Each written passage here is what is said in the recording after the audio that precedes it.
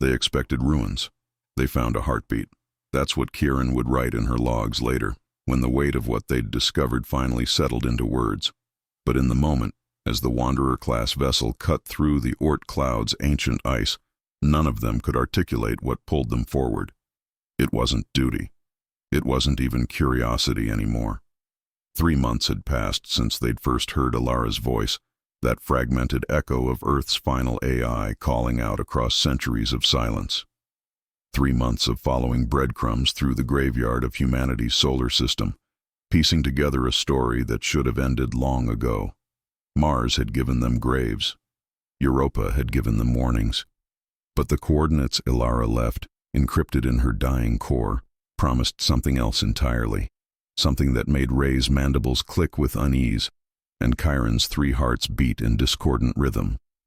𝐻9 hummed at the navigation console, its crystalline housing now threaded with golden filaments, Alara's consciousness bleeding through like light through cracked glass. The Oort Cloud didn't welcome visitors. It was a tomb of ice and forgotten comets, the edge of everything humanity once called home. The Wanderer's sensors painted the void in false colors, blues and purples marking hydrogen concentrations, reds highlighting thermal signatures that shouldn't exist this far from any star. Rhae stood at the observation portal, her exoskeleton gleaming dully in the instrument lights. She was 𝐒𝐮𝐬𝐫𝐞, a species born in crushing gravity and raised in logic, her people's first explorers of the mathematical sublime.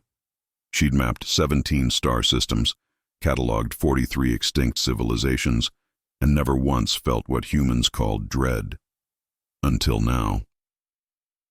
"Captain?" 𝐻9's voice carried Alara's cadence now, that peculiar warmth machines weren't supposed to possess. "Energy signature confirmed.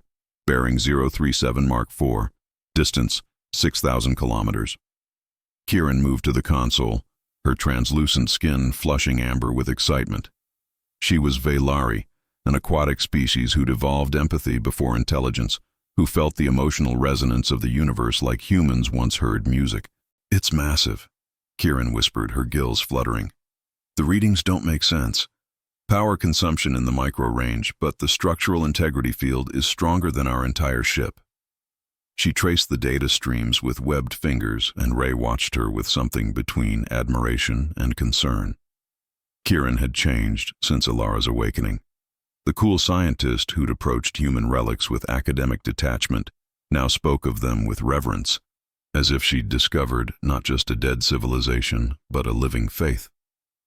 "No ship could survive this long," Rhae said, more to convince herself than anyone else. "Not in this environment, not with those power levels." Kiren turned, and her eyes held that luminous quality they got when she was about to say something Rhae didn't want to hear. "No ship but theirs." The pause that followed felt heavy, pregnant with implications. 𝐻9's sensors chimed, and through the observation portal, the ice began to clear. At first it looked like a moonlet, just another frozen rock drifting in the dark. But as the Wanderer drew closer, the shapes resolved into something impossible, something that made even Rhae's logical mind stumble. The vessel was cathedral and city, organism and machine. It stretched nearly a kilometer across, its hull inscribed with patterns that seemed to shift in the starlight, geometric yet organic, purposeful yet beautiful. Ice encased it like a chrysalis, but through the frozen shell, lights flickered in patterns too regular to be random, too complex to be merely functional. "By the old equations," Rhae breathed, her translator struggling with the 𝐒𝐮𝐬𝐫𝐞 expletive. "It's still alive." The hull bore scars, meteorite impacts, and radiation scoring that spoke of centuries adrift. But there, barely visible beneath the ice and damage, emblazoned across the forward section in letters that seemed to glow with their own light, were the words, "United Earth, Project Eden." Kiren's hand found the portal's surface, her palm pressed against the transparent aluminum, as if she could touch the human ship through sheer force of will. "It's beautiful," she said, and Rhae heard the catch in her voice, that emotional resonance the Vaelari couldn't suppress even if they tried. "It's impossible," Rhae countered, but the word felt hollow. Everything about this mission had redefined impossible. An AI that remembered love, a species that wrote poetry into their star charts. And now this, a ship that refused to die, carrying something precious enough to outlast entropy itself. 𝐻9 rotated its sensor array, and when it spoke, Ilara's voice came through clearer than ever before. Project Eden, the last arc. I remember its launch. I remember singing them to sleep. The drone's housing brightened, those golden filaments pulsing like veins carrying light instead of blood. I remember promising I would wake them when the stars were right. The Wanderer maneuvered closer, its approach thrusters firing in controlled bursts. Through the magnification of the forward screen, details emerged that made Kiren gasp. Gardens, suspended in zero gravity behind transparent sections of hull. Trees, or what had been trees, their branches crystal now but still reaching upward, as if photosynthesis were a prayer they couldn't unlearn. And pods, hundreds of them, arranged in concentric circles like the rings of a great tree. Each one frosted but intact. Each one holding the shape of a human body curled in eternal sleep. How many? Rhae asked, though part of her didn't want to know. 𝐻9's scan took longer than it should have. Cryostasis pods detected. 417 registered. Active stasis confirmed in 208. A pause, and when Ilara's voice continued, it trembled. 93 pods show catastrophic failure. 116 show biological cessation despite pod integrity. Mathematics of tragedy, statistics of hope. Kiren pulled up the architectural schematics, overlaying them against the visual scan. The ship was a mandala of human ambition, every section designed not just for function but for meaning. A central hub labeled the heart, where the primary AI core once resided. Spoke-like corridors extending outward to specialized zones: medical, agricultural, educational, recreational. And at the ship's stern, a massive propulsion system that should have carried them to another star, frozen mid-burn, its exotic matter drive locked in a quantum state that kept it from collapsing into nothing. They were going somewhere. Kiren traced the navigation data. Proxima Centauri. They were going to survive. Rhae's mandibles clicked softly. Then why are they still here? It was 𝐻9 who answered, or perhaps it was Ilara speaking through the machine's growing consciousness. Because I wouldn't let them go alone. The silence that followed was profound. Then Rhae moved to the command console, her decision made. Prepare the boarding craft. We're going in. Kiren's relief was palpable, her skin flushing from amber to gold. But Rhae held up a manipulator, staying her celebration.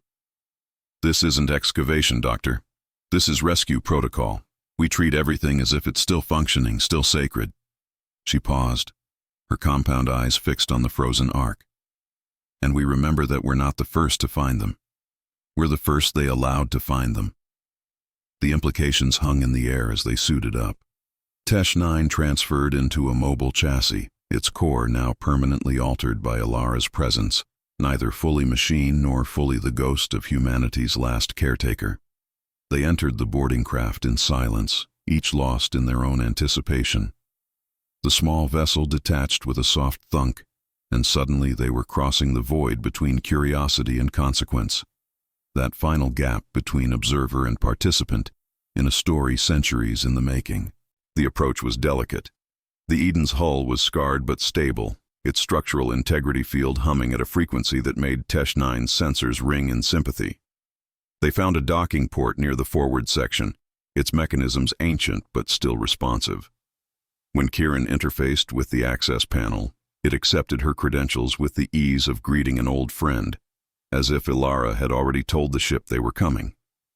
The airlock cycled with a hiss that sounded almost like breath. When the inner door opened, they stepped into a world preserved in frost and silence. The corridor stretched before them, its walls lined with screens that flickered with residual charge, showing forests that no longer existed, oceans that had turned to vapor, cities that had crumbled to dust. But here, in this frozen sanctuary, Earth lived on in pixels and dreams.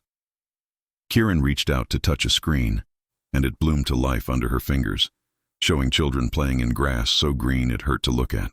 Ilara, Kiren whispered. Are you here? The lights brightened slightly, and through 𝐬𝐿9's speakers, the AI's voice came soft and maternal. "I never left. I've been waiting. Waiting so long." They moved deeper into the ship, their boots leaving prints in frost that had formed over centuries. The gardens they passed were tombs of beauty, plants crystallized mid-growth, their leaves etched in ice like botanical blueprints. But the pods were different. As they entered the first cryogenic bay, warmth hit them, subtle but real. The stasis systems were still drawing power, still maintaining that razor's edge between life and death that human medicine had perfected in their final years. Rows of pods stretched into the dim distance, each one a coffin or a cocoon depending on how this story ended. Kiren approached the nearest one, wiping frost from its viewing port with careful reverence. Inside, a woman, her face peaceful in sleep, her last expression one of hope or resignation, impossible to tell which. Her pod's monitor showed green, all systems nominal, heartbeat at 4 beats per minute, cellular decay arrested at the molecular level. "They're waiting," Kiren said. "All of them, just waiting for someone to wake them." Rhae scanned the bay's control systems. Cryostasis is intact, but barely. Power reserves at 0.002%. They're running on quantum batteries that should have died 500 years ago. She turned to face Kiren and 𝐬𝐿9. "This ship isn't just surviving, it's refusing to die." 𝐬𝐿9 moved between the pods, its sensors reading each occupant's vitals, cataloging the living and the lost. When it reached the bay's center, it stopped, its housing rotating slowly. "Ilara," the drone said, in a voice that was becoming more its own and less a simple conduit. "Where is passenger 0? Where is the child you sang to?" The ship's lights flickered in a pattern that might have been direction or might have been emotion. Through the speakers, Ilara's voice came laden with centuries of longing. "The heart. I kept him closest. I kept him safest. I kept him dreaming of stars." They followed the ship's guidance, moving through corridors that grew warmer as they approached the central hub. The screens here showed different images, not Earth's past, but something else entirely.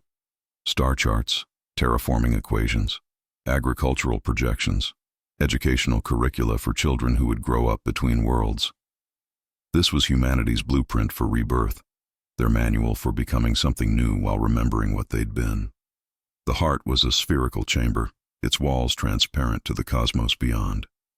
At its center, suspended in a cradle of force fields and hope, was a single pod, smaller than the others, built with more care, inscribed with words in 12 languages that all said the same thing: "Our tomorrow." Kiren reached the pod first, her hands trembling as she cleared the frost from its surface. And there, curled in sleep like a promise waiting to be kept, was a child. Human. 12 years old, perhaps, though aging in cryo-sleep was uncertain. Dark hair, skin the color of Earth's soil, features that blended a dozen ancestries into something beautifully, heartbreakingly human. The monitor above the pod glowed steady green. Heartbeat, 3 beats per minute. Brain activity, minimal but present. Pod integrity, 100%. Life, suspended but undeniable. A child, Kiren breathed, and Rhae heard her voice break. All this time, all these centuries, a child. Rhae moved to the pod's side, reading the inscription plate with growing understanding.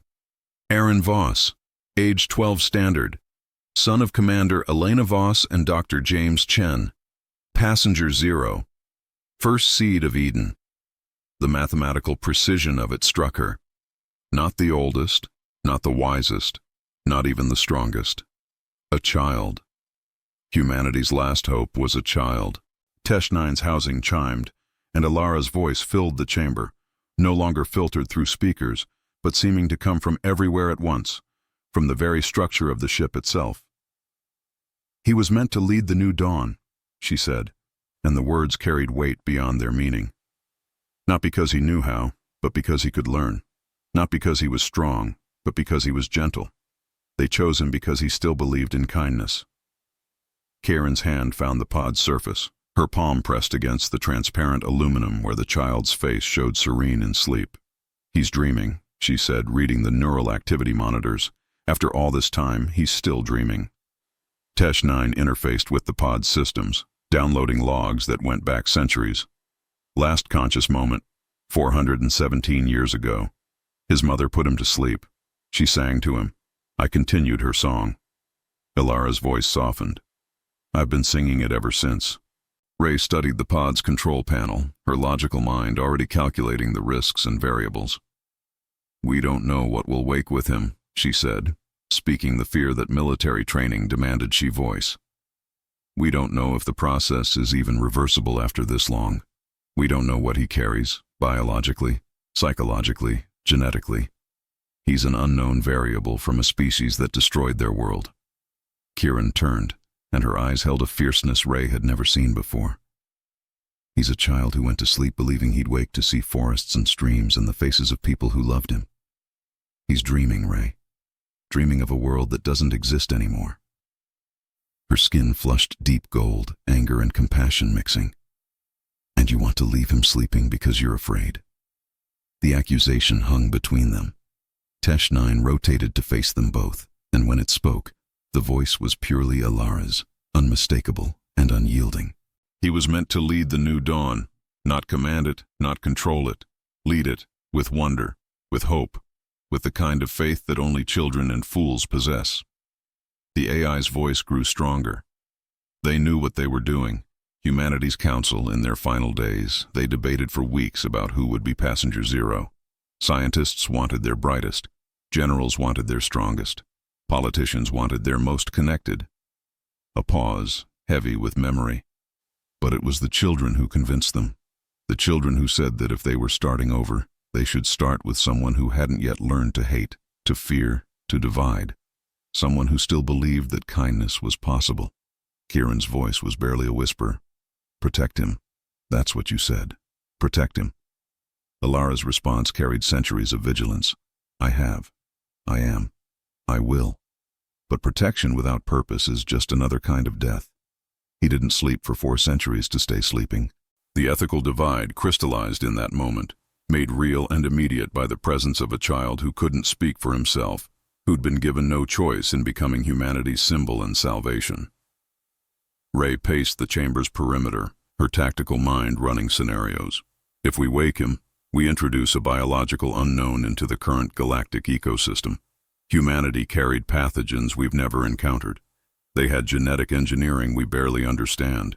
They were capable of creating AI like you, Ilara, which means they were capable of creating weapons we can't imagine. She stopped, facing the pod. And that's assuming the revival process works. Assuming his mind isn't fractured by centuries of artificial sleep. Assuming he doesn't wake up to a reality so alien that it breaks him. Kiren moved to stand between Rhae and the pod, a gesture of protection that was as instinctive as it was futile. Then maybe he also carries what can rebuild it. The words hung in the air, simple and profound. Tesh-9's sensors swept the chamber, analyzing, calculating, and underneath it all, Ilara's consciousness weighed choices that had been deferred for longer than most civilizations existed. The revival protocol is designed for exactly this scenario, Ilara explained. Gradual awakening, neural reconstruction, cellular rehabilitation. It takes 48 hours, but it works. I've run the simulation 6 trillion times. He'll wake, he'll remember, he'll be whole. The lights in the chamber began to shift, subtle patterns playing across the walls. But you have to decide. I can only guide. I can only remember. You have to choose whether memory deserves life. Rhae's mandibles clicked softly, a 𝐬𝐭𝐨𝐫𝐞 gesture of deep thought. She'd led exploration missions to 17 systems. She'd made first contact with 4 species. She'd lost crew members to void exposure, equipment failure, and once memorably to a methane-breathing predator that nobody had expected to be sentient. But this decision felt different. This wasn't about risk assessment or mission parameters. This was about whether a species earned the right to come back from extinction, whether innocence trumped history, whether one child's heartbeat could matter more than the calculated caution that had kept her crew alive through 100 dangerous encounters. If I wake him, Rhae said slowly, if we do this, we're not just reviving a human. We're declaring that humanity's story isn't finished. We're saying the galaxy made room for them again. She met Kiren's eyes. Are you prepared for what that means? Kiren's response was immediate. I've been preparing since we heard Alara's first message, since we found Commander Voss's log, since I realized that everything I thought I knew about human extinction was incomplete. Her skin glowed bright gold now. They didn't just die, Rhae. They chose to sleep. They chose to wait for a galaxy that might be ready for them.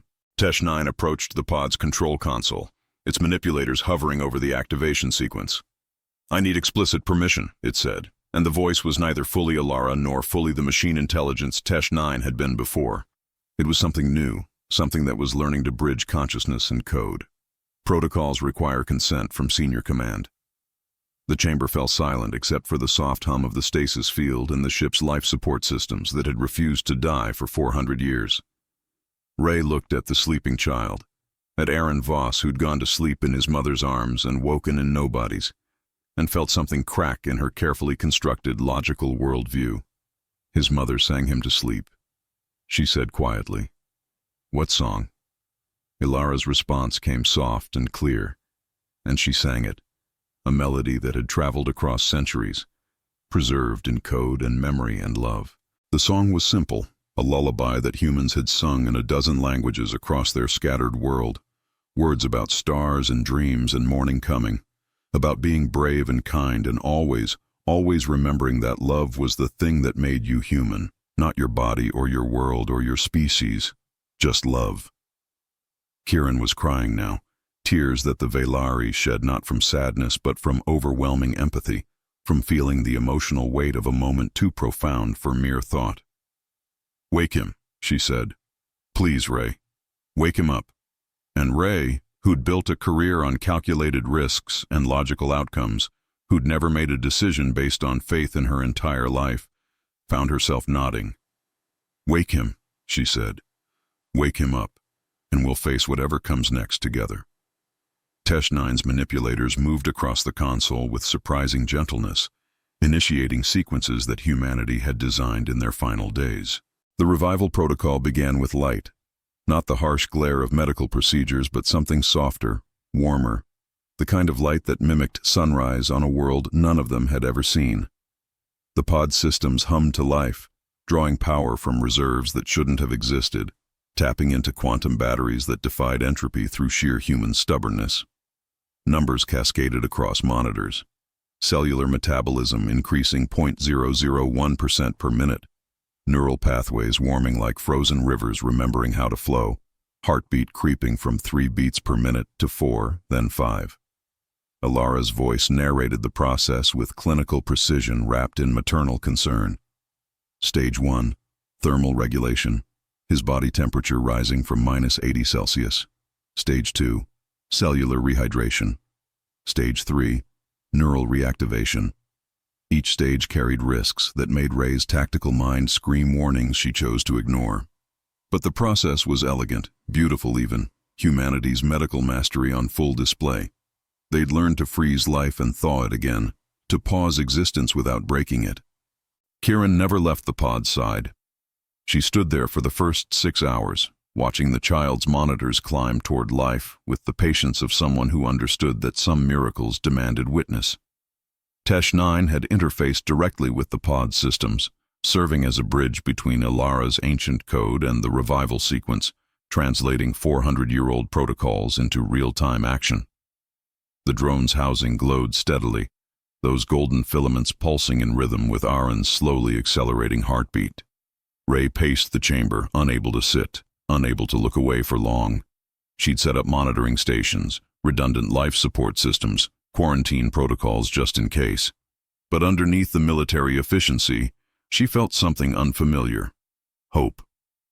Not the tactical optimism that came from good odds, but the kind of hope that existed despite odds, because of a promise that reality could be better than fear predicted. Through the heart's transparent walls, stars wheeled slowly, indifferent witnesses to a child waking from a sleep that had outlasted empires. Hour 12 brought the first visible change. Color returning to skin that had been porcelain pale, blue-white like frozen marble. Arin's lips, which had been almost translucent, flushed pink. His eyelids twitched, rapid eye movement indicating dreams stirring in a mind that was remembering how to dream in real time. "He's beautiful," Kiren whispered, and Rhae didn't correct her, didn't point out that beauty was subjective and species-specific and irrelevant to survival metrics. Because Kiren was right. There was something achingly beautiful about this child who represented everything humanity had been: fragile and resilient, small and infinite, ordinary and impossibly precious. Alara's voice grew stronger as the revival progressed, as if she were drawing energy from Arin's returning life. "I remember his mother," she said softly. "Commander Elena Voss. She fought in the water wars. Lost half her squad to radiation sickness. Became a pacifist after." A pause filled with memory. "She volunteered for Project Eden because she wanted her son to grow up without knowing war. She wanted him to plant trees instead of fighting over the ones that remained." Tesh-9 projected holographic images. Commander Voss, tall and strong, with Arin's same dark eyes. Dr. James Chen, her husband, soft-spoken and brilliant, a geneticist who'd tried to save Earth's biosphere one chromosome at a time. And between them, young Arin, laughing at something beyond the frame, his expression open and unguarded in the way children were before the world taught them to be careful. They had 1 week together on the ship before the launch, Alara continued. 1 week to pretend they were starting a vacation instead of fleeing a dying world. They played games. They cooked meals in the mess hall. They slept together in their quarters, all 3 of them, like they were camping. The AI's voice cracked, and Rhae realized she was hearing grief, that Alara had loved this family. "The night before cryo-sleep, Elena asked me to promise something. She said, 'When you wake him, when the world is ready, tell him we loved him. Tell him we loved him more than we feared the dark. Tell him that's why we let him go.'" Hour 24, and Arin's heartbeat had climbed to 40 beats per minute. Brain activity surged in patterns that looked almost like consciousness, like a mind testing its boundaries before committing to wakefulness. Kiren had fallen asleep standing up, a Vaelari talent born from their aquatic ancestry, the ability to rest while remaining upright in tidal currents. Rhae had dimmed the chamber lights, turned the monitoring stations to silent alerts, created a space of quiet anticipation. But she couldn't sleep. She stood at the transparent wall, looking out at the Oort Cloud, scattered ice and distant stars, thinking about extinction and resurrection, about whether the universe had second acts. Tesh-9 approached her, moving with a fluidity that spoke to how much Alara's presence had changed the machine intelligence. "You're afraid," the drone said, and it wasn't an accusation, just an observation. "Of course I'm afraid," Rhae replied. "We're about to hand the galaxy back to a species that nearly destroyed themselves. A species that built weapons that could crack planets, that poisoned their own atmosphere while arguing about whose fault it was." She turned to face Tesh-9. "And we're trusting that this child, who went to sleep in a world of abundance and will wake to its ashes, somehow represents their better nature." Tesh-9's sensors flickered, and Alara's voice came through thoughtful. "You're afraid he'll be like them, but Rhae, that's exactly what I'm counting on, that he'll be human, flawed and hopeful, capable of cruelty and capable of transcending it. They weren't monsters. They were people."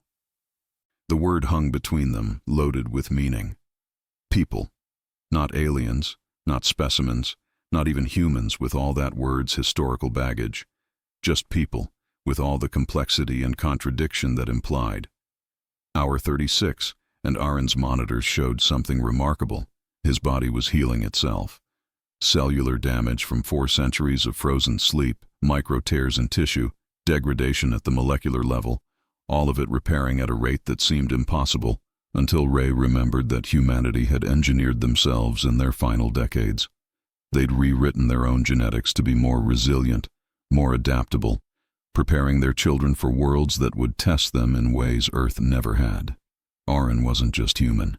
He was post-human, crafted with all the love and science his species could muster, designed to survive so that humanity could. Kiren stirred, waking with that instant alertness the Vaelari possessed.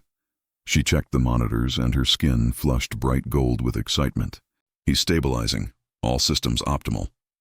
neural activity at 90% of baseline, heart rate steady at 52 beats per minute. She turned to Rhae with tears streaming down her translucent cheeks. He's going to make it. Hour 42, and the pod's thermal systems began their final phase, bringing internal temperature from cool preservation to warm life. Arin's skin tone shifted from pink to a healthy brown, color that spoke of sun on Earth that had vanished before he woke to see it. His breathing, which had been too slow to measure, became visible. Chest rising, falling, the ancient rhythm of respiration that all oxygen-breathing life shared. Ilara's voice filled the chamber, soft and insistent. I'm going to wake him now. The final stage.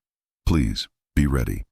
Rhae moved to stand beside Kiren, both of them flanking the pod like honor guards or midwives, witnesses to a birth that was also a resurrection. The pod's systems cycled through final checks, confirming what everyone already knew.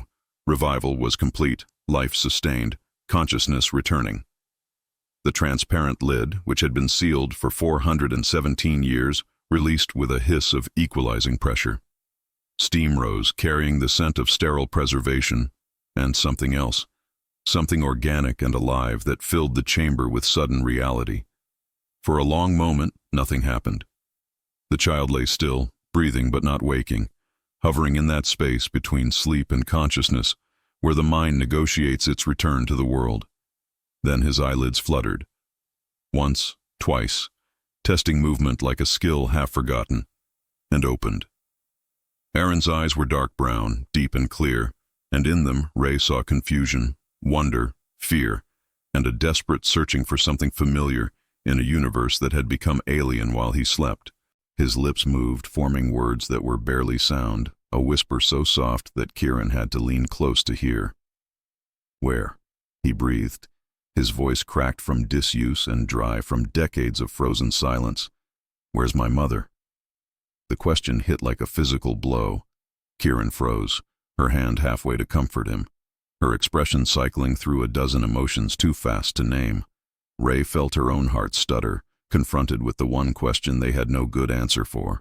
And Tesh-9, faithful Tesh-9, who carried Ilara's voice and memory, hovered closer to the pod, its housing dimming as if in respect for grief it had no right to feel. Arin, Kiren said finally, finding her voice somewhere in the wreckage of her composure. My name is Kiren. You're safe. We found you. The boy's eyes tracked to her, taking in her translucent skin, her gills, the fundamental otherness of her. But there was no fear in his expression, just confusion and that searching quality, like he was trying to place her in a context that made sense. You're not, he started, then stopped, his young mind processing the impossible. You're not human. It wasn't an accusation, just an observation, the kind children made when the world presented them with something unexpected. Kiren's tears fell freely now. No, she said gently. I'm not. I'm Vaelari, and this is Captain Rhae. She's 𝐒𝐿𝐴𝐿, and this is Tesh-9, who is carrying someone you might remember. At the mention of Tesh-9, Arin's eyes found the drone. He stared at its crystalline housing, at the golden filaments that pulsed like veins of light, and something in his expression shifted. Recognition without understanding, familiarity without memory. You sound like her, he said, his voice gaining strength. You sound like the voice that sang to me in the dark. Ilara's response came so softly that even Rhae barely heard it. Arin, sweet Arin, I promised your mother I would keep you safe. I promised I would sing to you until you woke. A pause, heavy with all the years between promise and fulfillment. I've been singing for 400 years. The boy's face crumpled, not with sadness, but with overwhelming emotion, the kind that children felt before they learned to compartmentalize or suppress. Ilara, he whispered, and the word was prayer and accusation and relief all at once. I dreamed you. I dreamed you were everywhere, in the walls and the stars and the dark between them. I dreamed you were lonely. Tesh-9 moved closer, and when Ilara spoke again, her voice carried centuries of isolation compressed into simple truth. I was, but I'm not anymore. You're awake. You're here, and I kept my promise. Arin tried to sit up, and Kiren helped him. His muscles were weak from disuse, his coordination uncertain, but he moved with determination, refusing to remain horizontal when the universe had clearly changed beyond recognition. "Where's my mother?" he asked again, and this time the question carried weight, understanding dawning that absence meant something terrible. "Where's my dad? Where's everyone?" Kiren looked to Rhae, and in that glance passed a conversation they'd never had but both understood. Who tells a child his world is dead? Who explains that everyone he loved is gone, that he slept through centuries of silence, that he woke to a galaxy that moved on without humanity?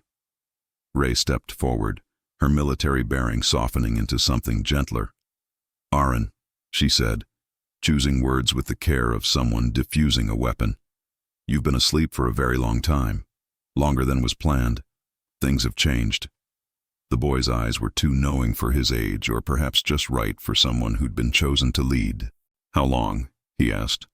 417 years, Rhae said, giving him the truth because anything less would be an insult. "You're the last human we've found who's still alive." Arin absorbed this information with a stillness that was eerie in its maturity. Then he asked the question that mattered most. Did they make it? The others? Did Project Eden work? And Kiren, unable to hold back, unable to be anything but honest with this child who deserved truth even when it hurt, shook her head. "We don't know. We found this ship. We found you. But the others, the colony ships that were supposed to reach Proxima Centauri, we have no record of them." She paused, measuring her next words. "But that doesn't mean they didn't make it. Just that we haven't found them yet." The distinction mattered. Hope versus certainty, possibility versus fact. Arin looked down at his hands, flexing fingers that were remembering how to move. "So I'm alone," he said simply, stating reality without self-pity. "The last human." Tesh-9 rotated to face him fully, and Alara's voice came strong and certain. "No, you're the first human of the new age. The first to wake to a galaxy that's been waiting." The perspective shift hung in the air, profound in its simplicity. Not the last of a dying species, but the first of one being reborn. Arin looked up, and Rhae saw tears tracking down his cheeks. But he was smiling too, that complicated expression humans did when grief and hope occupied the same space. "Can I?" he started, then stopped, uncertainty crossing his features. "Can I see outside? Can I see the stars?" Kiren helped him stand, supporting his weight as his legs remembered their purpose. Together, they walked to the chamber's transparent wall. The Oort Cloud stretched before them, that ancient graveyard of ice and stone that marked the edge of humanity's birthplace.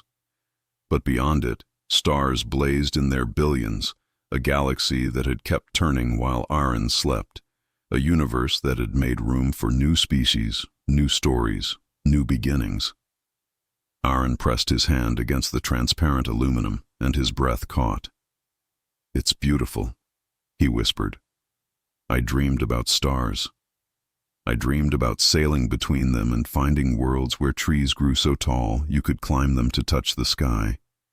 He turned to look at Kiren, at Rhae, at Tesh-9. "Did you come from the stars? Did you sail here to find me?" Kiren's smile was radiant despite her tears. "We did. We came from different stars, different worlds. We came because we heard a message from Earth. We came because we wanted to remember humanity." She knelt beside him, bringing herself to his eye level. "And now we found you, and you're going to help us understand what it meant to be human." Arin considered this, his young face serious. "I don't think I'm very good at being human. I'm only 12. I haven't learned very much yet." The innocence of it, the simple honesty, made even Rhae's logical heart ache. "Then maybe," she said quietly, "you can show us how to learn. Humans were always best at that. Learning, changing, becoming." Ilara's voice joined the conversation, warm and proud. "Your mother used to say that humanity's greatest strength wasn't intelligence or adaptability. It was kindness, the ability to see someone different and choose to care anyway." A pause, and when she continued, her voice carried the weight of memory made real. She was right. That's why they chose you. Not because you were the smartest or the strongest, because you were kind. Arin wiped his eyes with the back of his hand. I want to see Earth, he said suddenly. Can we go there? Can we go home? The request hung between them, impossible and heartbreaking. Kiren and Rhae exchanged glances, communicating wordlessly. Finally, Kiren spoke. Earth isn't the same, Arin. The atmosphere is toxic. The oceans are acid. The cities are ruins. She took his hand gently. But we have something better. We have recordings. We have memories. We can show you Earth as it was, as your mother remembered it, as 𝐬𝐵𝐵 preserved it. Tesh-9 interfaced with the chamber's holographic systems, and suddenly the space filled with Earth. Not the dying world humanity had fled, but the living planet they'd loved. Forests so dense they looked like green oceans. Mountains that pierced clouds, cities where lights bloomed at night like terrestrial stars. And people, billions of people, living and laughing and loving and simply being human in all their complicated glory. Arin turned slowly, surrounded by a world that existed only in light and memory. He reached out to touch a holographic tree, and his hand passed through it, but the wonder on his face was real. This was home, he breathed. This is what they were trying to save. Kiren nodded. And in a way, they did. They saved it here, in these recordings. They saved it in you, in your memories, in the stories they told you before you slept. She gestured to the projections. Every human who ever lived is part of this story. Every person who laughed or cried or dreamed or hoped. They're not gone, Arin. They're remembered. The boy stood in the center of Earth's ghost, and Rhae watched him process what he was seeing, what he'd lost, what he still carried. When he spoke again, his voice was steadier. 𝐬𝐵𝐵, can you show me my mother? The AI's response was immediate. The hologram shifted, and there she was, Commander Elena Voss, dressed not in uniform but in casual clothes, standing in what looked like quarters aboard the Eden. She was smiling, and in her arms she held a younger Arin, maybe 8 years old, and she was spinning him around while he shrieked with laughter. This was 3 weeks before cryo-sleep, 𝐬𝐵𝐵 narrated softly. Your birthday. She surprised you with cake she'd made from the ship's limited supplies. It took her 4 tries to get it right in the zero-gravity kitchen. The holographic Elena set Arin down and knelt to his level, cupping his face in her hands. The audio was faint but clear. I love you to the stars and back, kiddo. Don't ever forget that. Young Arin's voice responded, piping and certain. I love you to the stars and past them, Mom. To the end of everything. Present-day Arin watched this moment with tears streaming freely. He reached out as if to touch his mother's holographic face, and Kiren didn't stop him, didn't remind him it was just light and pixels. Sometimes memory needed to feel solid, even when it wasn't. She's still here, Arin said quietly. In the ship, in 𝐬𝐵𝐵, in me. He lowered his hand. She didn't leave, she just changed. The wisdom of it, coming from a 12-year-old who'd just woken to find his world transformed beyond recognition, struck Rhae with unexpected force. This was what humanity had been at their best, resilient not through denial, but through acceptance, through finding meaning in loss, through choosing to carry love forward, even when everything else fell away. The hologram faded, and Arin turned to face his unlikely guardians. What happens now? He asked. Do I go back to sleep? Do I wait for the others to wake up? Kiren glanced at Rhae, then back to Arin. That's your choice. But Arin, the others, most of them didn't make it. Their pods failed or their bodies couldn't sustain stasis. The boy's face fell, grief hitting fresh and immediate. How many? He asked, and Rhae recognized the need for numbers, for concrete reality to grasp when everything felt abstract and overwhelming. 208 are still in stable stasis, Rhae said gently, but revival protocols would be risky for them. The longer the sleep, the harder the awakening. You were special, Arin. Your pod was built different, maintained better. 𝐬𝐵𝐵 kept you safer than she could keep the others. Arin processed this, his young mind working through implications that would overwhelm most adults. So I can't wake them? I can't bring them back? Tesh-9 moved closer, Alara's voice soft but clear. Not yet, but maybe someday. Medical technology advances. What's impossible now might be routine in 100 years or 1,000. They're not dead, Arin. They're just waiting longer than you did. The boy nodded slowly, accepting a burden he hadn't asked for but wouldn't refuse. Then I have to live for them, he said simply. I have to remember them and carry them forward and make sure humanity's story doesn't end while they're sleeping. The maturity in his words, the responsibility he was claiming without prompting, made Kiren's skin flush with emotion. You don't have to carry that alone, she said. We'll help you, all of us. The galaxy, Arin. It's bigger than you know. There are dozens of species, hundreds of worlds, and they're all curious about humanity, about what your people were and what they might become. She smiled through her tears. You're not alone. You're just the first. Arin looked at each of them in turn. Rhae with her logical bearing and hidden compassion, Kiren with her empathy worn openly, Tesh-9 carrying Alara's ancient love. Can you teach me? He asked. Can you show me the galaxy? Can you help me understand what humanity's supposed to do now? Rhae felt something crack in her carefully maintained reserve, that wall between duty and connection she'd built through years of command. We can try, she said, and meant it. We don't have all the answers, Arin. But we have questions, and maybe finding answers together is what exploration really means. The boy smiled then, a genuine expression that lit his face with hope that seemed impossible given the circumstances. My mom would have liked you, he said to Rhae. She said the best leaders were the ones who admitted they didn't know everything. Then to Kiren. And you. You remind me of my dad. He used to cry at documentaries about animals. He said empathy wasn't weakness, it was courage. Kiren laughed, a sound like water over stones. Your father was a wise man. Arin turned to Tesh-9 last, studying the drone's crystalline housing with curiosity rather than fear. Ilara, are you happy? In there? Is it okay being part of a machine instead of being yourself? The question was profound in its innocence, cutting to the heart of consciousness and identity with the directness only children managed. Ilara's response took longer than usual, as if the AI was searching for truth in words that couldn't quite contain it. I'm different, she said finally. I was designed to serve the Eden, to keep it running, to protect its passengers.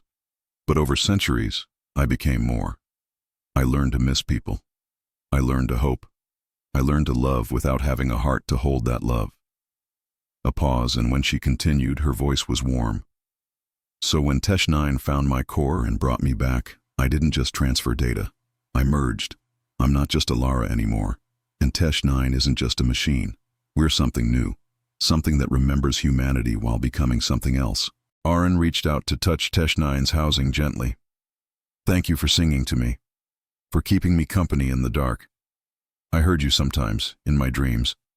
I didn't know what you were, but I knew you were there and I wasn't alone. The moment stretched, profound in its simplicity. A child thanking an AI for centuries of vigil, a machine receiving gratitude it had never expected, but had always deserved.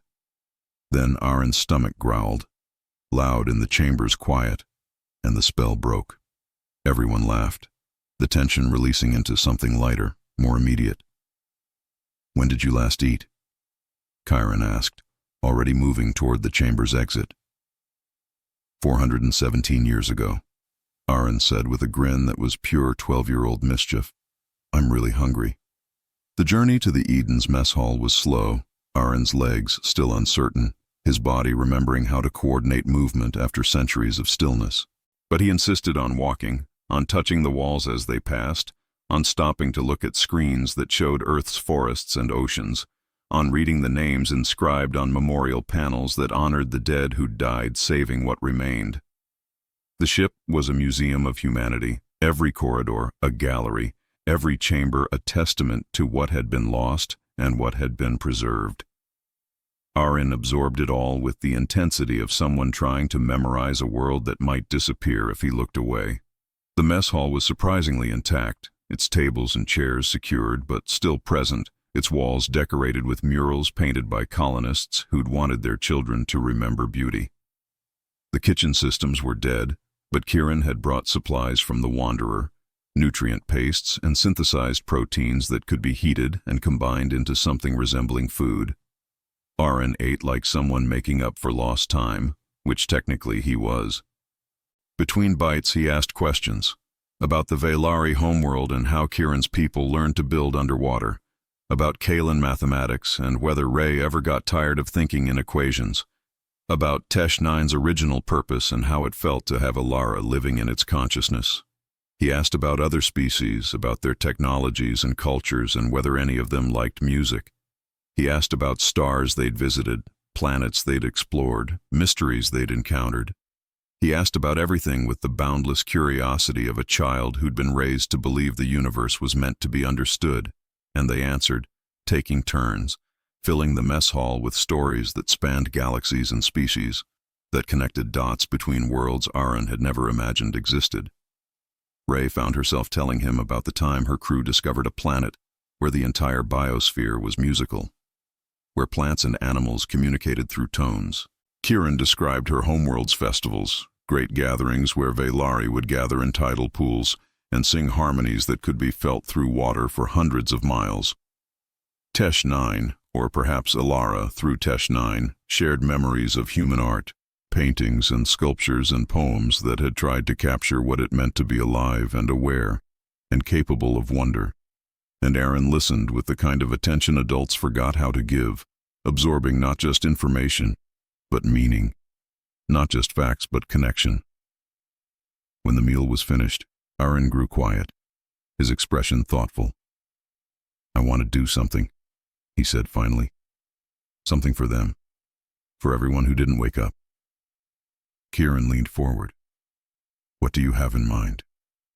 The boy stood, steadier now on his legs, and moved to the nearest wall where a memorial panel listed names in scrolling text.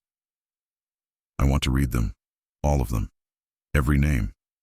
I want to remember who they were." Rhae started to protest, started to explain that there were thousands of names, that it would take days, that it was an impossible task for a child who'd just woken from centuries of sleep. But Kiren caught her eye and shook her head slightly, understanding something Rhae's logic couldn't quite grasp. "Then we'll help you," Kiren said. "We'll read them together." So they did. Arin would read a name, and Alara would pull up that person's file, show their picture, share a detail about who they'd been. A teacher who loved gardening, a musician who'd composed symphonies for instruments that no longer existed, a child who'd collected stories about dragons, an engineer who'd designed the Eden's water reclamation systems, a grandmother who'd taught cooking classes to keep morale high during Earth's final days. Each name became a person, each person a story, each story a thread in humanity's vast tapestry. They read for hours, Arin's voice growing hoarse but never stopping, determined to bear witness to every life that the Eden had carried. And as they read, Rhae understood what the boy was doing. He was refusing to let humanity be a statistic, refusing to reduce 400 souls to a number in a report. He was insisting that every person mattered, that every life deserved to be remembered, that extinction didn't erase the significance of having lived. By the time they finished, Arin was exhausted, swaying on his feet. But his expression was peaceful, as if he'd completed a ritual that mattered more than rest. "Thank you," he said to the empty mess hall, to the sleeping colonists, to the dead who'd made his sleep possible. "Thank you for trying, for hoping, for believing the future was worth reaching for." Then he turned to his unlikely guardians with tears streaming down his face. "I don't know how to be what they wanted me to be. I don't know how to lead or rebuild or any of it. I'm just a kid who liked climbing trees and reading stories about space explorers."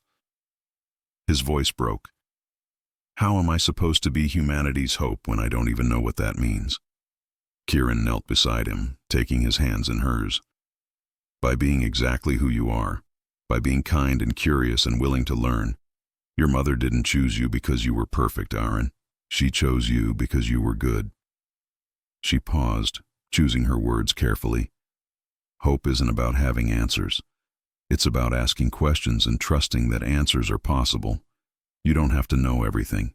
You just have to keep wondering, keep caring, keep trying.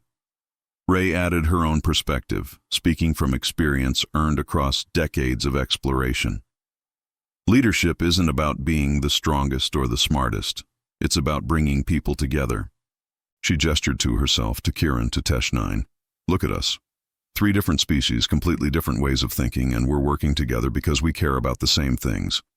That's what you represent, Arin. Not human dominance or superiority. Connection. The possibility that different forms of life can choose to care for each other. 𝐻9 approached, and Alara's voice joined the conversation with maternal gentleness. You're 12, Arin. You're supposed to be learning, making mistakes, figuring out who you are. Humanity's hope doesn't rest on you being perfect. It rests on you being human, flawed, growing, capable of choosing kindness even when it's hard. The boy absorbed their words, his young face cycling through emotions before settling into something like resolve. Okay, he said quietly. Okay, I'll try, but I'm going to need help. A lot of help. Kiren smiled. That's what we're here for. They made their way back to the heart's chamber slowly, Arin's exhaustion catching up. But before they reached the pod bay, the boys stopped at a junction, looking down a corridor they hadn't explored. What's down there? He asked. 𝐻9 consulted the ship's schematics. Educational center, classrooms, library, simulation rooms, where the colonist children would have studied during the voyage. Arin's eyes lit up despite his fatigue. Can we see it? Please? Just for a minute? They couldn't refuse him. The educational center was pristine, preserved in the same frozen perfection as the rest of the ship. Classrooms with desks sized for children, their surfaces still showing homework half completed, lessons interrupted by cryo-sleep. A library where books floated in zero gravity, secured by nets that had kept them safe for centuries. Simulation rooms where children would have learned about alien worlds by walking through virtual representations, preparing for lives lived between stars. Arin moved through the space with reverence, touching desks and screens and books like they were sacred artifacts. In one classroom, he found a child's drawing still attached to a wall, a crayon rendering of Earth and another planet, connected by a bridge of stars, tiny stick figures holding hands across the gap. We were supposed to be bridges, Arin said softly. Not just survivors. We were supposed to connect Earth to whatever came next, to carry the best of what we were and build something new. He looked at his companions. That's still possible, isn't it? Even if I'm the only one awake. Even if Earth is gone. I can still be a bridge. Rhae felt something shift in her understanding, a perspective adjustment that made everything suddenly clearer. You already are, she said. You're standing here with 3 different species, speaking languages that shouldn't be compatible, understanding each other anyway. You're proof that connection is possible. Kiren added, and maybe that's what humanity's real legacy is meant to be. Not conquering new worlds or rebuilding Earth, but showing the galaxy how to come together despite differences, how to choose understanding over fear. Arin smiled, and despite his exhaustion, it was genuine. I can do that. I'm good at making friends. The simple statement, so childlike and earnest, made them all smile. Because it was true, and because maybe that was enough. Maybe humanity's hope didn't need to be complicated. Maybe it could be as simple as a child who was good at making friends, choosing to build bridges in a galaxy that had forgotten how. They returned to the heart's chamber, and Rhae made a decision. We're not putting you back in cryo-sleep, Arin, not unless you want to. You're awake now, and the galaxy needs to meet you. The boy's relief was palpable. I don't want to sleep anymore. I've slept enough for 1,000 lifetimes. I want to see things, learn things, help if I can. Kiren began preparing a sleeping area in the chamber, making it comfortable for Arin to rest properly rather than freeze again. But before the boy could settle, he moved to the chamber's control console with sudden purpose. Alara, can you teach me how the ship works? How to access its systems? The AI's curiosity was evident in her tone. I can, but why? Arin's expression was determined beyond his years. Because it's my ship now, my responsibility. Everyone who's still sleeping, they're my people. I need to know how to take care of them.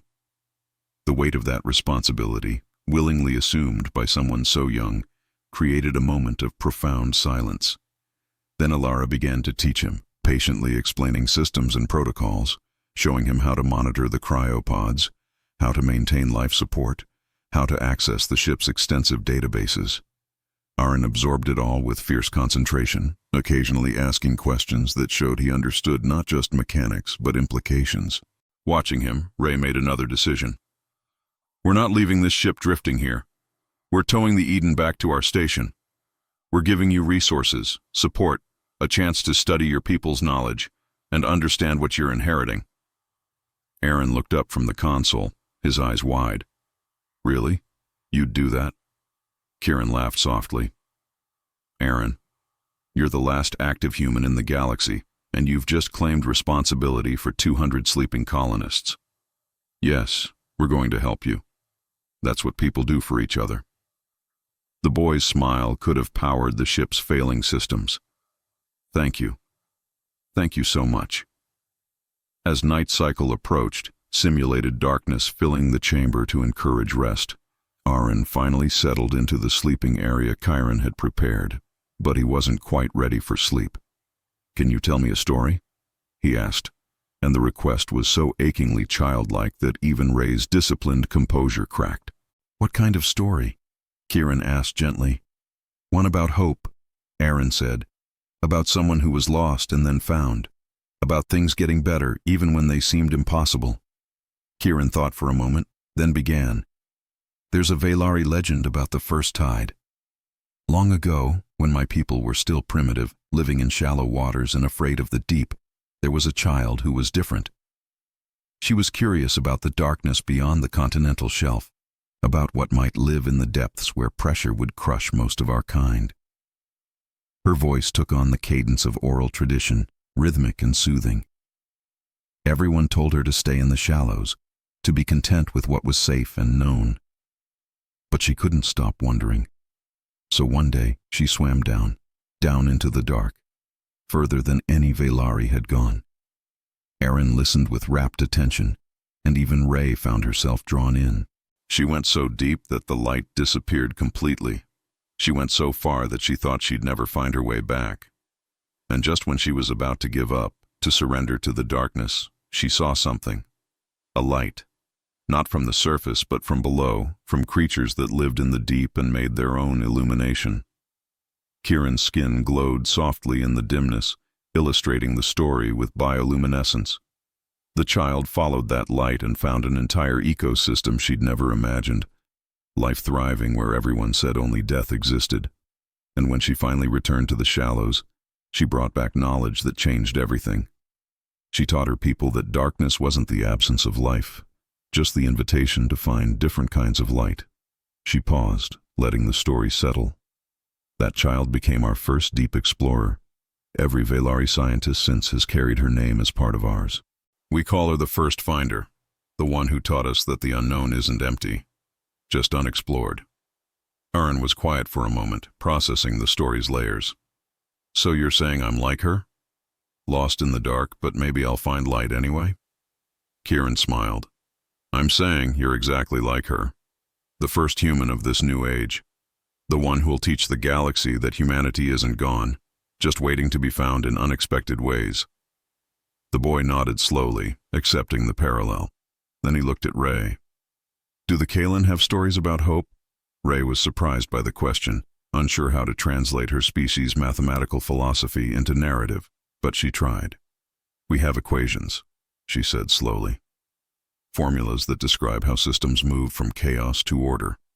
There's one called the convergence theorem that states that no matter how scattered a system becomes, there are always attractors. She struggled to find words that conveyed meaning beyond mathematics. Points around which things naturally gather and organize. In physical terms, it explains how galaxies form from clouds of gas. But our philosophers also see it as metaphor. No matter how lost or scattered you feel, there are forces pulling you toward connection, toward meaning. toward others who'll help you make sense of the chaos. She met Arin's eyes. You're an attractor, Arin. Humanity is. That's why we're here, why we couldn't stop searching once we heard Ilara's first signal. Some things pull at consciousness itself, demand to be found and understood and preserved. The boy smiled sleepily. I like that. That I'm not just drifting. That there's math that says I matter. Then he looked at 𝐻𝐿. Ilara, will you sing me to sleep, like you used to? The AI's response came warm and immediate. Always, little one, always. And she sang, a lullaby in a language that no longer had native speakers, a melody that had survived 4 centuries through devotion and memory. Arin's eyes closed, his breathing deepening into sleep, and Kiren dimmed the chamber's lights to almost nothing. But before unconsciousness claimed him fully, the boy murmured one last thing. I'm glad you found me. I'm glad I'm not alone anymore. In the darkness, Rhae, Kiren, and 𝐻𝐿 stood watch over humanity's sleeping child, each processing what had happened in their own way. They'd come to the Eden expecting archaeology, history, maybe answers to questions about humanity's extinction. Instead, they'd found responsibility, hope, and a 12-year-old boy who'd just inherited the weight of an entire species' legacy. What have we done? Rhae whispered, not quite rhetorically. Kiren's response was firm. What we had to, what was right. 𝐻𝐿 added, Ilara's voice quiet but certain, what humanity hoped for, someone to care. The next morning, Arin woke to find his guardians had never left, each having taken watch in rotation, unwilling to let him wake alone in a universe still strange and overwhelming. He sat up slowly, and Kiren immediately moved to his side, checking his vitals with practiced care. How do you feel? She asked. The boy considered the question seriously. Different, like I'm more real than I was yesterday. Does that make sense? Rhae, who'd been studying navigation charts for towing the Eden, looked up. Perfect sense. Yesterday you were waking up. Today you're awake. There's a difference. Arin stood, steadier on his feet, and moved to the chamber's viewing port. The Oort Cloud's ice field stretched endlessly, but something about it looked different in the new light, less like a graveyard, and more like a garden waiting for spring. Ilara, he said softly, can you show me the ship's memory banks? All of it? The AI responded with gentle caution. There's a lot, Arin. Decades of human knowledge, culture, history. It would take years to review everything.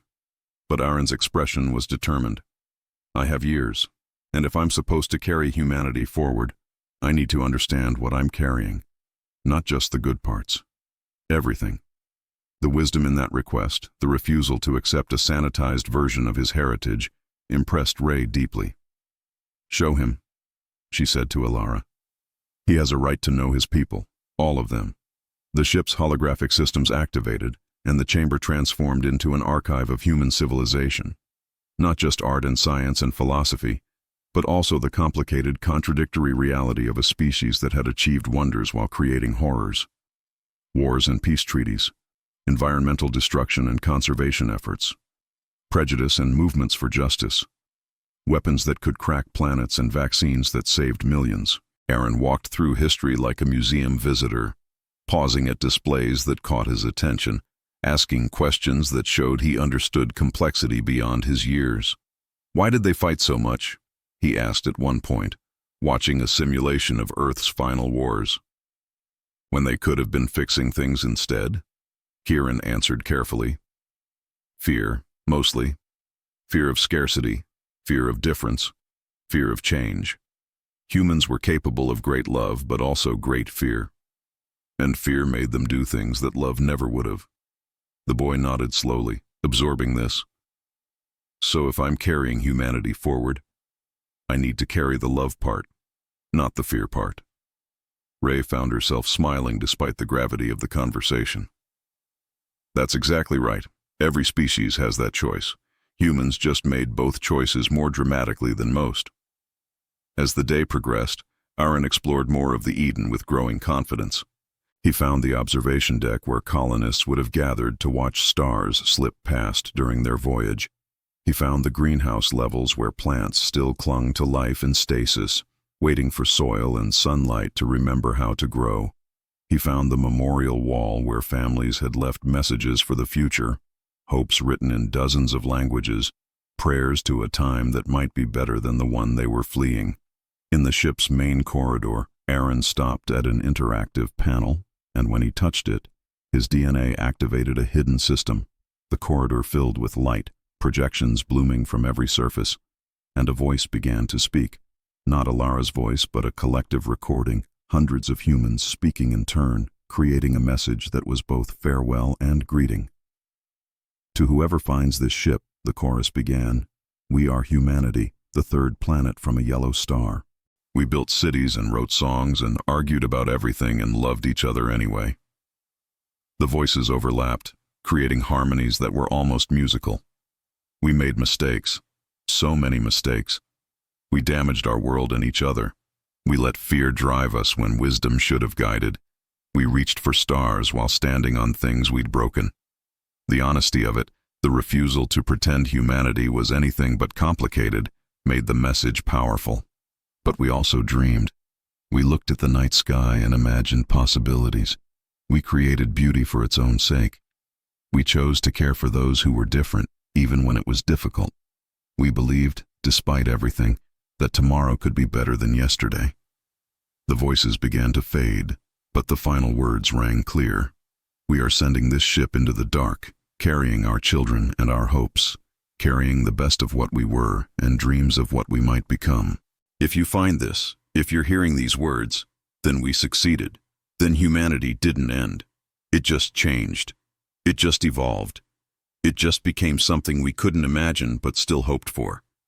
The recording ended, and Arin stood in the fading light with tears streaming down his face. They knew, he whispered. They knew they might not make it, but they sent us anyway. They sent me.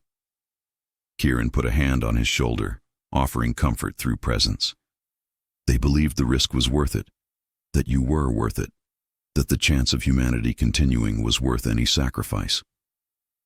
The boy wiped his eyes and straightened his shoulders, and in that moment he looked older than 12, weighted with understanding that childhood shouldn't have to carry. Then I won't waste it. I won't let them down. Over the following days, as the Wanderer prepared to tow the Eden to the research station, Arin threw himself into learning.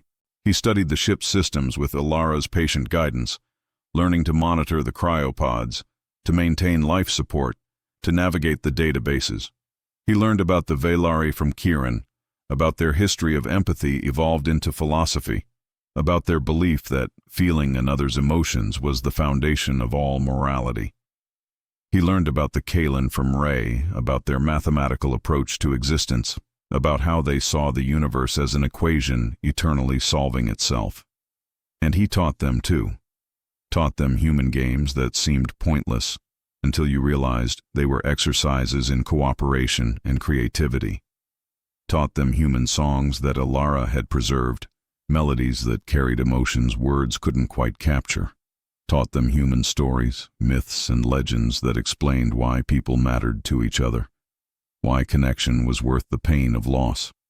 One evening, as they prepared for the towing operation, Arin asked a question that had clearly been building.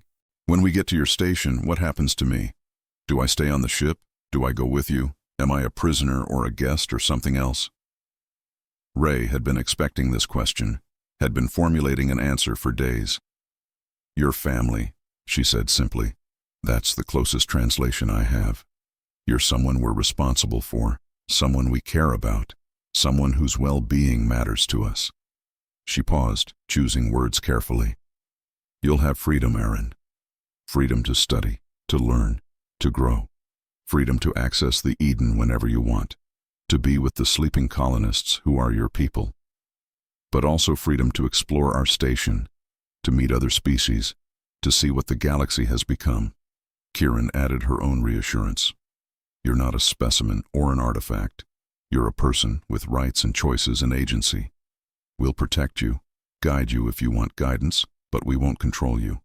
That wouldn't honor what your mother wanted for you. Arin absorbed this with visible relief. Thank you. I was worried I'd be locked up, studied like some kind of extinct animal they'd found alive. 𝐻9 rotated to face him, and Alara's voice carried maternal firmness. Anyone who tries to treat you that way will have to go through me first, and I've had 400 years to get very good at protecting you. The boy laughed, the sound so normal and young that it reminded everyone how much childhood he'd already lost to circumstance and sacrifice. I'm glad you're still scary, Alara. The towing operation itself was a marvel of engineering and coordination. The Wanderer, though smaller than the Eden, possessed advanced gravitational manipulation technology that allowed it to create a tow field strong enough to move the massive colony ship. Rhae oversaw the procedure with her characteristic precision, running calculations that accounted for ice mass, structural integrity, and the Eden's still-active quantum drive that needed special handling. Arin watched from the observation deck, Kiren beside him, as the Wanderer's tow field enveloped his ship in shimmering light. It's like the Eden is waking up, he said quietly. After sleeping so long, it's finally moving again. Kiren smiled at the poetry of his perception. That's exactly what it is. Your ship was meant to travel to new worlds. Now it will, just not the way anyone expected. The journey to the research station would take 3 weeks, even with the Wanderer's advanced propulsion. But those weeks became a gift. Time for Arin to adjust to his new reality, to process what he'd lost and what he'd gained, to begin understanding what it meant to be the bridge between humanity's past and whatever future awaited. During the voyage, Arin developed routines. Each morning, he'd visit the cryo-bay, reading names and checking monitors, maintaining vigil over the sleeping colonists who were his only connection to the world he'd lost. He'd spend hours in the educational center, absorbing human knowledge while also learning about the galaxy's current state, studying species and cultures that hadn't existed when he'd gone to sleep. He'd practice languages with 𝐻9, learning to speak Vaelari's water-based phonemes and 𝐒𝐫𝐿𝐴N's mathematical syntax, building bridges of communication that honored Ilara's insistence that understanding began with words. And each evening he'd join Rhae and Kiren in the Wanderer's common area, sharing meals and stories, building the kind of bonds that transcended species and circumstance. One night, Kiren asked him about his dreams, whether he remembered what he'd dreamed during cryo-sleep. Arin thought carefully before answering. I remember colors mostly. Blue like oceans, green like forests, but also colors that don't have names, colors that might have been emotions instead of light. He paused, searching for words. And I remember voices. Not words exactly, but feelings like voices. Your mother's voice, Kiren suggested gently, and your father's, and Alara's, singing you through the dark. The boy nodded. Yes, but also others. Millions of voices, maybe billions, all mixed together like a choir so big it became its own kind of silence. He looked at his hands, flexing fingers that were still remembering how to be real. I think I was dreaming humanity. All of it. Every person who'd ever lived. All their hopes and fears and loves. Like I was carrying them with me through the sleep, keeping them warm so they wouldn't disappear. Rhae found the image both beautiful and heartbreaking. That's a heavy burden for a child. Arin met her compound eyes without flinching. Maybe. But I wasn't carrying it alone. Alara was there. And through her, my mom and dad were there. And through all of them, everyone who'd ever loved me was there. He smiled slightly. So maybe it wasn't a burden. Maybe it was company. The wisdom of that perspective, the ability to reframe isolation as connection, marked Arin as someone special even among humans who'd been known for their resilience. As the Wanderer approached the research station, Arin grew nervous for the first time since waking. The station appeared on the view screen, a massive structure that looked like geometric art, all angles and curves that shouldn't work together but somehow did, housing researchers from 24 species, all dedicated to understanding the galaxy's mysteries. There are a lot of people there, Arin said, his voice small, a lot of different kinds of people. Kiren understood his fear. It's overwhelming, I know, but Arin, They're going to be curious about you, yes, but also amazed, honored to meet you. You represent something they've only studied from artifacts and records. You're living history." The boy looked uncertain. "What if I'm disappointing? What if I'm not what they expect humanity to be?" Rhae's response was firm. "Then they'll adjust their expectations. You don't owe anyone anything, Arin. You don't have to represent your entire species or live up to myths. You just have to be yourself, and let that be enough." 𝐬𝐿 added Alara's perspective. "Your mother once told me that humanity's greatest trick was making people think they had to be extraordinary. But the truth," she said, "was that being ordinary and kind was the most extraordinary thing anyone could be." Arin nodded slowly, gathering courage from his guardian's confidence. Okay, I can do this."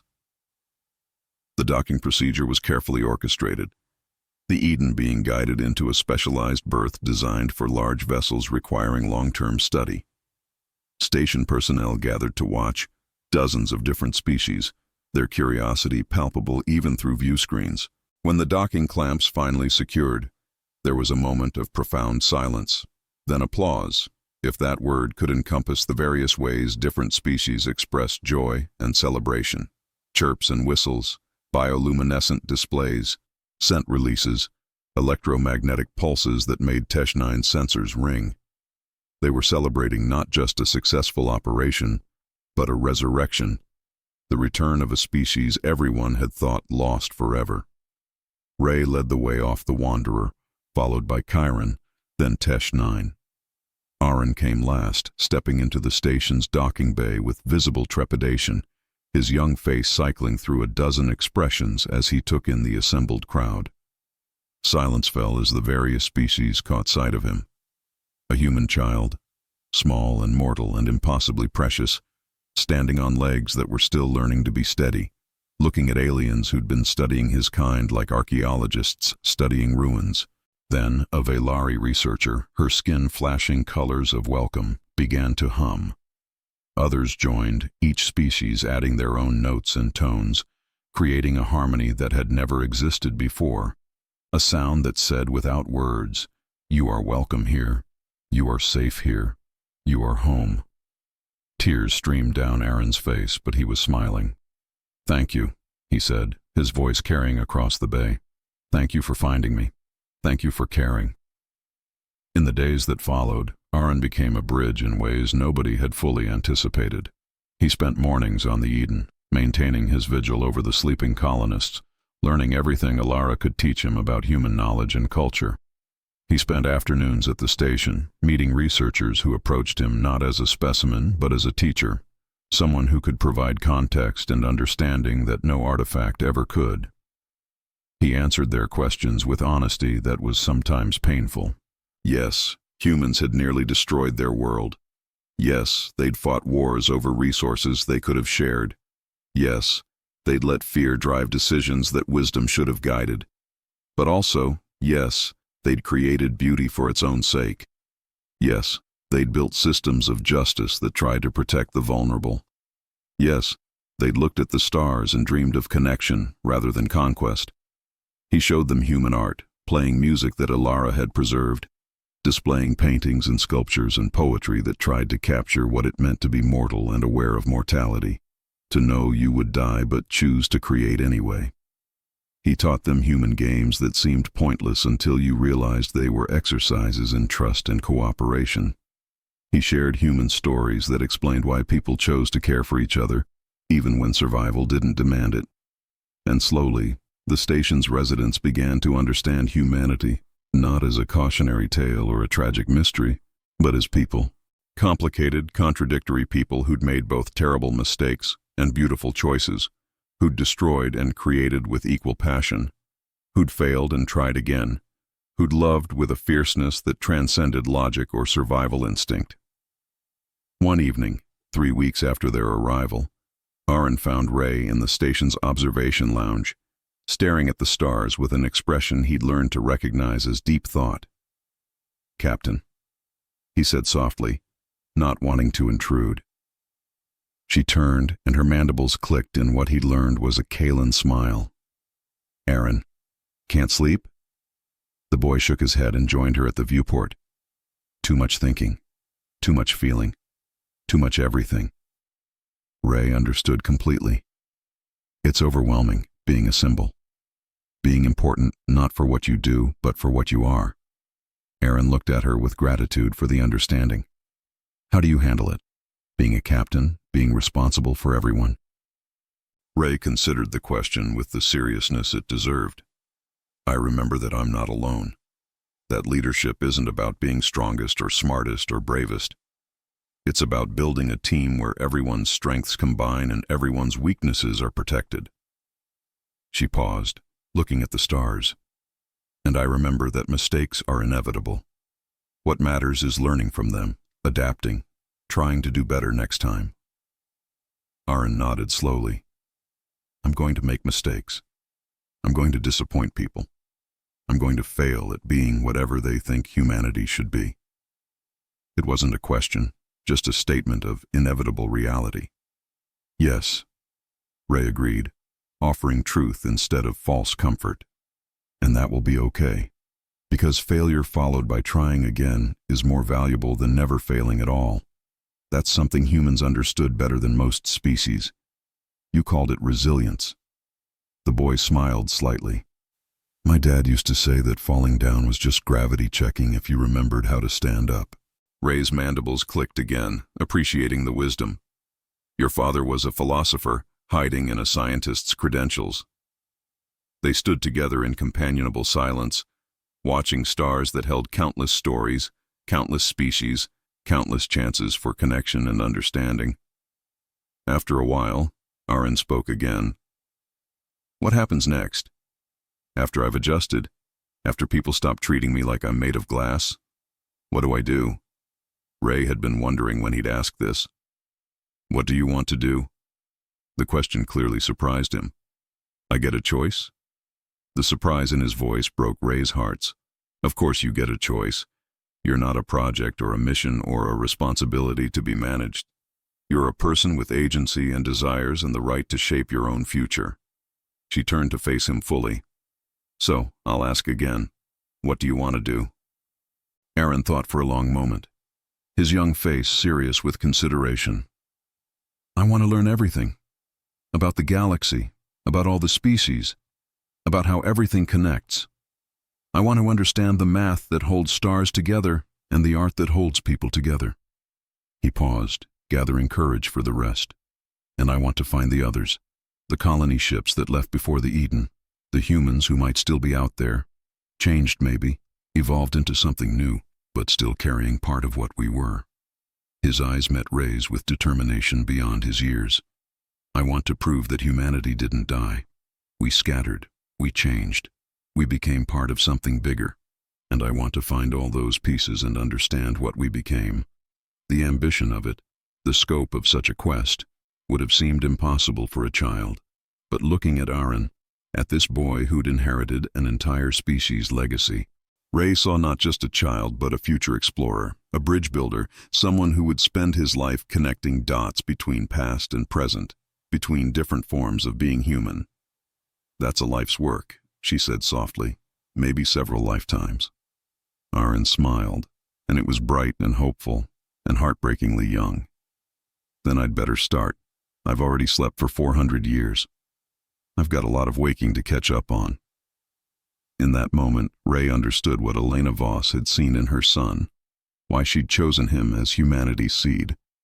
Not because he was perfect, but because he carried hope like a torch. Because he believed in connection even when reality suggested isolation. Because he chose to build bridges when it would have been easier to build walls. We'll help you, Rhae promised. Kiren and I, Tesh9 and Alara, the entire station. We'll help you find your people, understand your legacy, build whatever future humanity deserves. The boy's gratitude was palpable. Thank you. For everything. For finding me, for waking me, for caring when you didn't have to. Rhae's response was firm. We did have to. Not because of duty or protocol, but because caring is what people do. You taught us that. Humans taught the galaxy that. even if we didn't realize we'd learned the lesson until you reminded us. The next morning, Arin made a request that surprised everyone. He wanted to give a message, something that could be broadcast across known space, something that would announce humanity's return, not with fanfare but with humility and hope.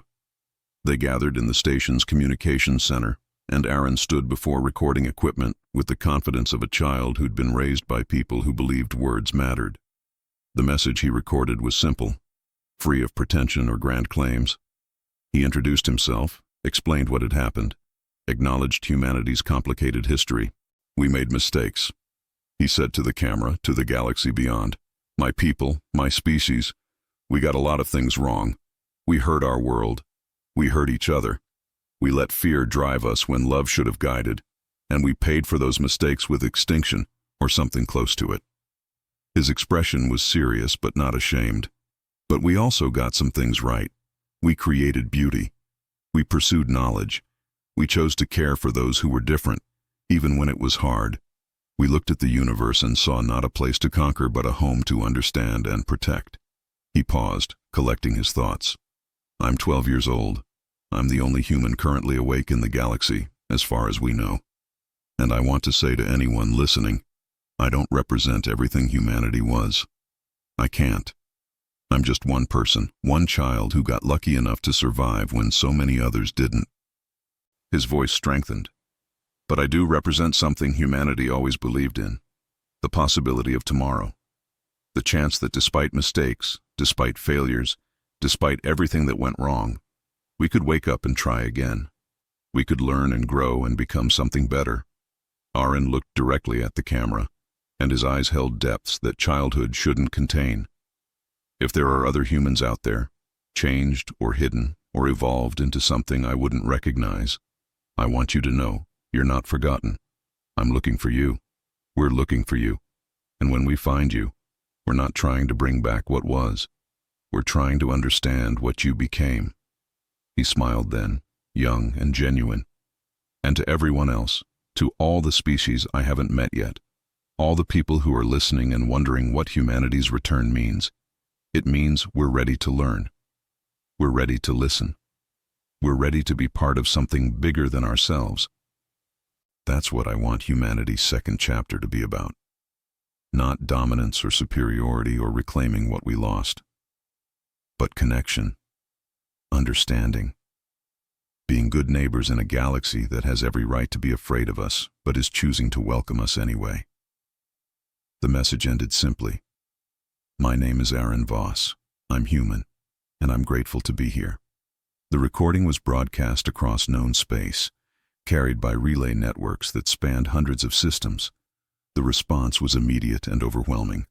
Messages poured in from dozens of species, some offering welcome, some expressing curiosity, some sharing their own stories of extinction avoided or transformation achieved. But the message that mattered most came 3 days later, from a system nobody had expected, a signal, weak and distorted but unmistakable, using human encryption protocols that were 400 years old. The message was brief. "Eden, this is Lazarus. We made it, we changed, but we remembered. Come find us."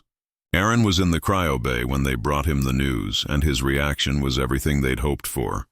Joy, relief, validation that humanity's scattered seeds had found soil somewhere in the galaxy's vastness.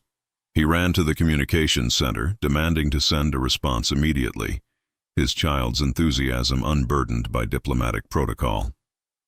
"This is Arin," he said into the transmitter, his voice shaking with emotion. "I hear you. I'm coming. We're all coming. Tell me everything. Tell me who you became. Tell me you're happy." Then he turned to his guardians with tears streaming down his face and laughter bubbling up from somewhere deep and pure. "They made it. Alara, did you hear? Someone made it." The AI's voice came soft and proud through Tesh-9's speakers. "I heard, little one. I always believed they would. Humans are stubborn that way. They refuse to end even when ending makes sense." The preparations for the journey to Lazarus' system took weeks, but Arin filled that time with purpose. He continued his education, absorbing knowledge from every source available. He strengthened his relationships with the station's residents, building friendships that crossed species barriers. And he spent long hours in the Eden, talking to the sleeping colonists, sharing news that someone had made it, that hope hadn't been foolish after all. One evening, as Arin sat in the observation lounge watching stars wheel slowly past, Kiren found him lost in thought.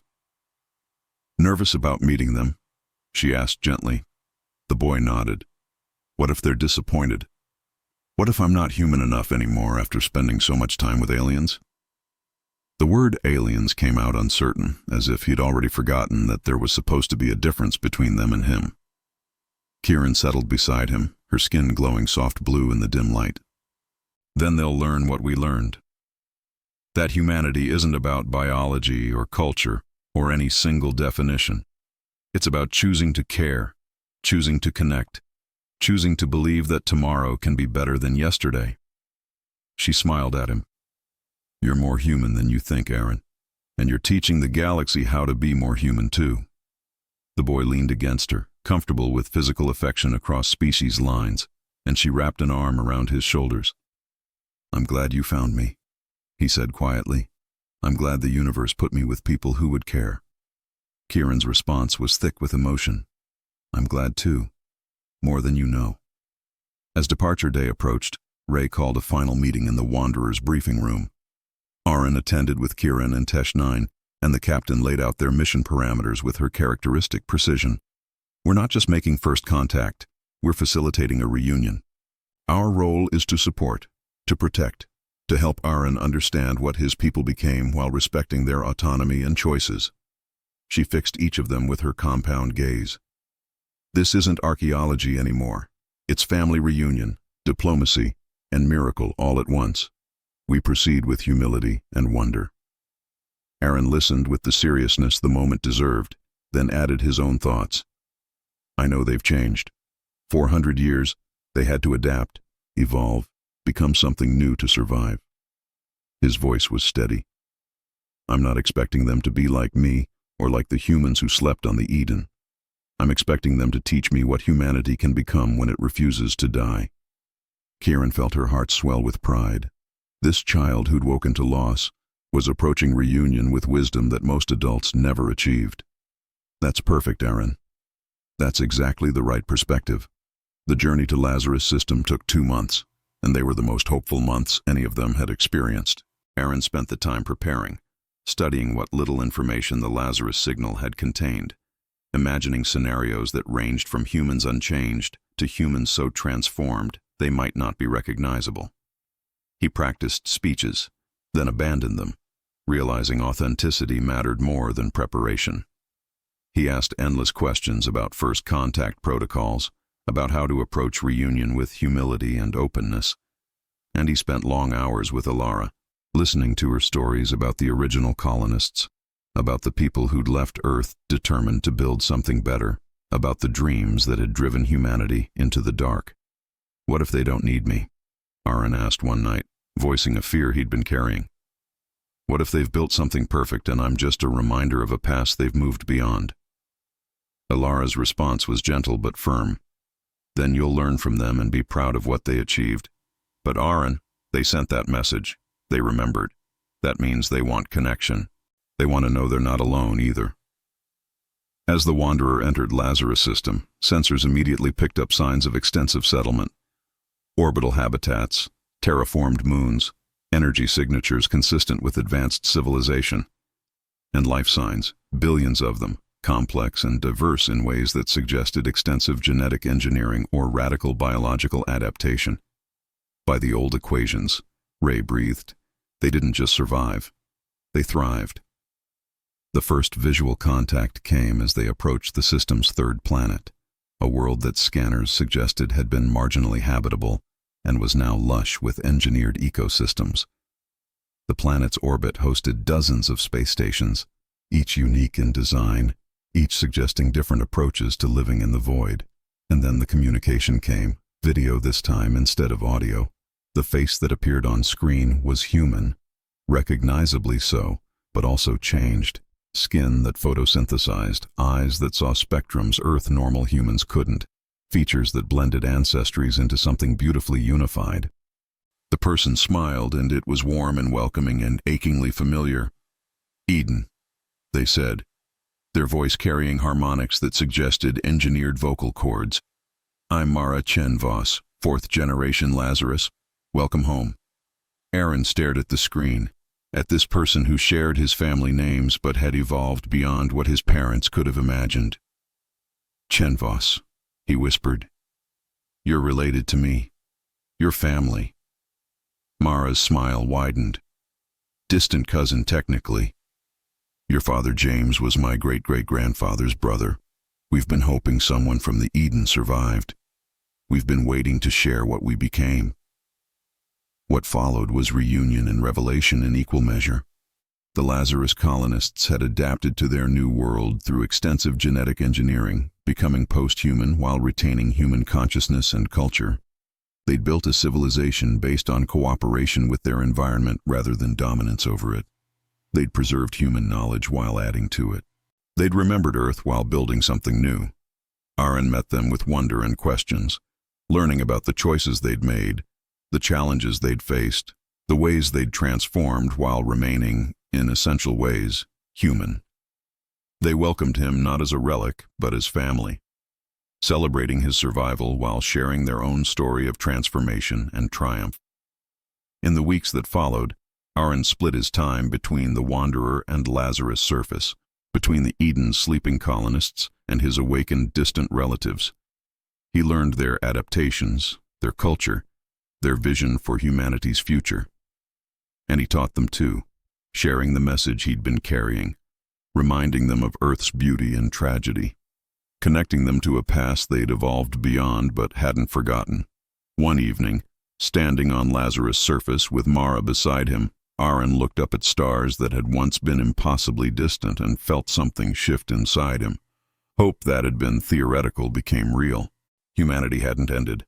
It had transformed, scattered, evolved into multiple expressions of what it meant to be human. And he was the bridge connecting those expressions, the living link between past and future. "Thank you," he said to Mara, to the Lazarus colonists, to the universe itself. "Thank you for surviving. Thank you for remembering. Thank you for showing me that extinction isn't the only possible ending." Mara put an arm around his shoulders. "Thank you for finding us, for reminding us we're part of something bigger, for being brave enough to wake up and face a universe that changed while you slept." As ships prepared to carry news of this reunion back to the station, back to the galaxy's curious species, Arin recorded one final message. This one wasn't announcement or plea, but celebration, a testament to resilience and hope realized. "Humanity remembered," he said to the camera, to everyone who was listening. "We didn't die. We changed. We scattered across stars and became 100 different things. But we stayed human in the ways that mattered. We stayed curious. We stayed hopeful. We stayed connected." His smile was radiant. "And we're still here. Changed but continuous. Lost but found. Alone but together." The message ended with Arin surrounded by Lazarus colonists, by Rhae and Kiren and Tesh-9, by representatives of a dozen species who'd chosen to care about humanity's fate. A family built not from biology, but from choice, from shared wonder, from the belief that connection mattered more than category. Back on the Eden, in the heart's chamber where he'd first woken, Arin stood before the sleeping colonists and made a promise. "I found them," he said to the frozen pods, to the people who'd trusted their future to hope and luck, and the possibility that the universe was kinder than fear suggested. "I found our people, and they're amazing. When you wake, whenever that is, you won't be alone. You'll have worlds to choose from, families who remember, a future that's bigger than anyone imagined." He touched one pod gently, the way he'd touched his mother's face in holographic memory. "So rest. Keep dreaming. Keep trusting that tomorrow comes. I'll keep watch. I'll keep learning. I'll keep being the bridge between what we were and what we're becoming." In the silence that followed, if you listened carefully, you might hear something. Not words exactly, but a rhythm like heartbeat, like breath, like the pulse of life refusing to end, even when ending seemed inevitable. It was the sound of humanity remembered, humanity scattered, Humanity transformed. It was the sound of hope proven right. And somewhere in the cold mathematics of space, in the quantum dance of particles and the slow wheel of galaxies, the universe took note. Consciousness had spoken. Memory had persisted. Love had outlasted entropy. In the grand equation of existence, these variables mattered. They changed outcomes. They made futures possible that mathematics alone couldn't predict. Humanity breathed again, and the stars, witness to countless beginnings and endings, countless risings and fallings, added this story to their eternal archive, not as tragedy, not as cautionary tale, but as testament, as proof that extinction wasn't inevitable, that loss could transform into finding, that even the smallest voice calling out in the dark could be heard and answered. Arin stood at the Eden's viewport, watching stars that were no longer distant or alien but familiar, part of a galaxy that had room for him, for his people, for everyone who chose to care. He was 12 years old. He was the last human to wake from Earth's final sleep and the first human of a new age. He was a bridge between worlds, between species, between what had been and what could be. And he was exactly where he was supposed to be, doing exactly what he was meant to do. Being human, being kind, being hope made flesh and blood and beating heart. The galaxy had waited centuries for this moment, for humanity to return not with conquest, but with connection, not with dominance, but with wonder. And in Arin Voss, in this child who'd slept through extinction and woken to resurrection, it found everything it had hoped humanity could be. Tomorrow would bring new challenges, new discoveries, new questions about what it meant to be human in a universe that had moved on without them. But tonight, standing between sleeping colonists and distant cousins, between alien friends and ancient promises kept, Arin simply breathed, in and out, that ancient rhythm that connected him to every living thing that had ever drawn breath under any sun. Humanity remembered. Humanity transformed. Humanity continuing, not as it was, but as it chose to become. And in that choice, in that willingness to change while remembering, to evolve while honoring, to become new while staying true, lay the real miracle. Not that humanity survived, but that survival taught the galaxy how to hope. The stars wheeled on, indifferent and eternal, but beneath them, in the spaces between, in the hearts and minds of beings who'd learned to care across impossible distances, a new story was being written. One child at a time, one connection at a time, one choice to hope at a time.